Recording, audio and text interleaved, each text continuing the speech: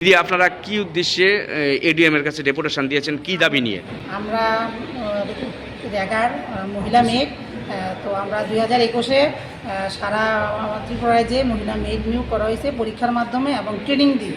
তো আমরা সিপাহীজলা ডিস্ট্রিক্টে 7টা ব্লক আছে, 7টা ব্লক থেকে আজকে আমরা সব উইমেন মেডরা আইছি এডিএম স্যারের কাছে। আমরা রেগার কাজ করলে কাজের পরিপ্রেক্ষিতে আমরা হাজিরা পাই, কিন্তু আমাদের এই হাজিরাতে সংসার চালানো খুব কষ্টকর। তো এর জন্য আমরা এডিএম স্যারের কাছে অ্যাপ্লিকেশন দিছি যাতে সরকার আমাদেরকে ন্যূনতম একটা সামান্য মান্থলি বেতন যদি আমরা কইরা দেয়, তাহলে হয়তো আমরা সংসার পরিচালনা করা একটু সহজ হইব। এইটাই আমরা সরকারের কাছে আবেদন, আর এই নিয়েই আমরা মহিলা যত মেট আছে এডিএম স্যারে কি কইছে, আপনারা কি আসে? খুব ভালো কথা কইছে, তাই না? কইছে যে ঠিক আছে আপনারা অ্যাপ্লিকেশন আমি রাখছি, এখন আমি এটা আগরতলা মুখ্যসচিবের কাছে পাঠাবো, চিফ সেক্রেটারির কাছে পাঠাই দিব।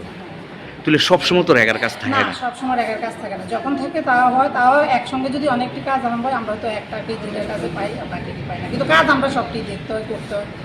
তুলে যখন মানে কাজ পান রেগার, তখন হাজিরাটা কত থাকে? আমরা হাজিরা 310 টাকা। 310 টাকা। আগে কত ছিল? প্রথমে ঢুকেছি আমরা 258 টাকা, এরপরে এর হচ্ছে 272 টাকা, এখন 310 টাকা। তাহলে সমস্যাটা প্রতিদিন কাজ থাকে না? প্রত্যেক সবসময় কাজ থাকে না, প্রতি মাসে দেখা যায় অনেক মাস কাজ থাকে না, এরপরে কয়েক মাস হয়, তখন আমরা সংসার নিয়ে চলতে অসুবিধা হয়। তার জন্য আমরা সরকারের কাছে একটা আবেদন যাতে তিনি আমাদের প্রতি একটু লক্ষ্য করেন এই আমরা